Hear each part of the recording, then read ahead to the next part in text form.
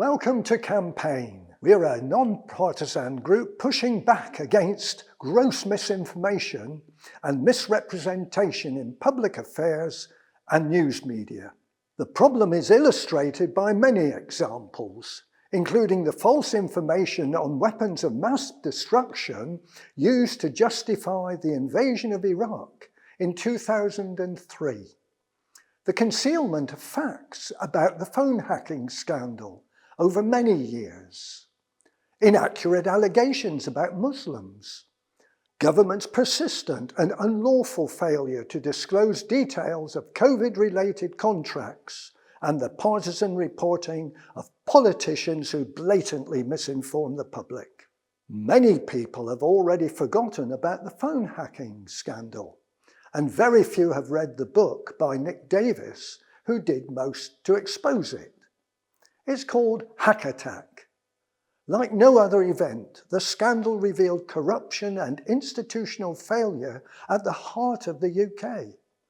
It particularly involved the press and the police, while Davis noted that the Department of Public Prosecutions had shown alarming signs that it was failing to act independently of the police. The punishments eventually handed out were not commensurate with the gravity of the crimes committed, and the whole affair has left behind an abscess of unfinished business, one that a government with an 82-seat majority can conveniently ignore. This misinformation and misrepresentation is very damaging to our democracy. At the very least, it compromises our ability to make rational decisions. And in the worst cases, it corrodes our civil liberties, freedom of speech and association, and creates a climate of fear and self-censorship. We have observed the latter in the chorus of unsubstantiated allegations about rampant anti-Semitism in the Labour Party. Journalists endlessly repeated these allegations while failing to mention readily available evidence that contradicted them. Something we would describe as censorship by silence. The allegations reached fever pitch after Labour members elected Jeremy Corbyn in 2015 and materially affected voting in the general election of 2019.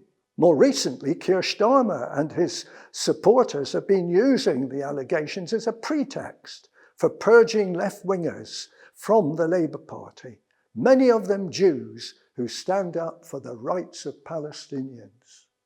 We call this the anti-Semitism scam and consider it to be among the worst political scandals of 21st century Britain.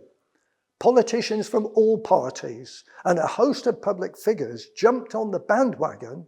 It is a major blot on our credentials as a democratic nation and something that those of us who remember Senator Joseph McCarthy's witch hunt of the 1950s never expected to happen in the UK. CAMPAIN is only one of multiple organisations wanting to reform Britain's mainstream media to make it more honest and accountable. We could, for example, cite the Hacked Off campaign, Jewish Voice for Labour, Byline Times, the Media Reform Coalition, and a host of others.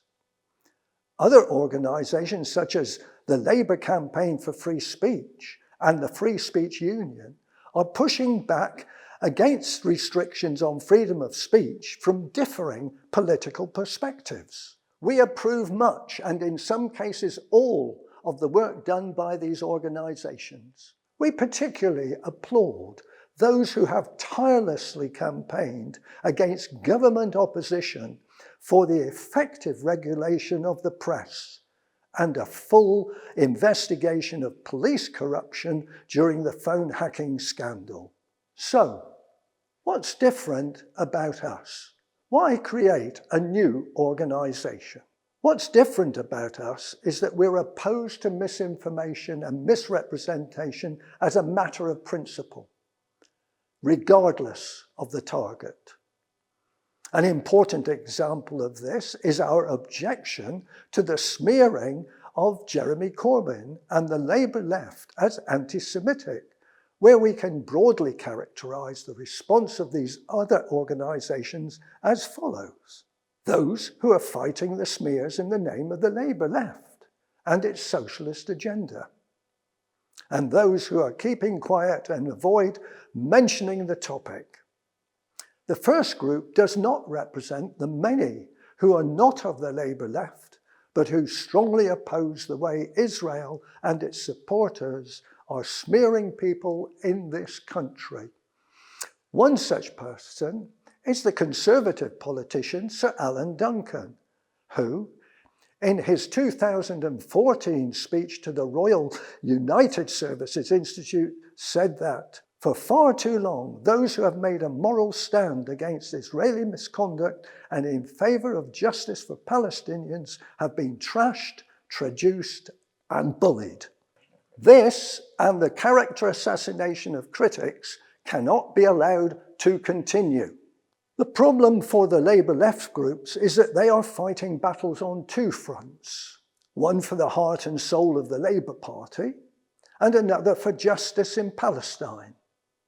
The two issues get hopelessly mixed up, and many of their opponents are opportunistically using the anti-Semitism card to harm and undermine the left. The second group has a variety of motives for not mentioning the topic, of which we can identify the following. Some assume there is no smoke without fire, and don't take time to examine detailed evidence that shows the accusations are hollow. Many are sceptical of the accusations, but don't want to defend people of the Labour left with whom they are not politically aligned.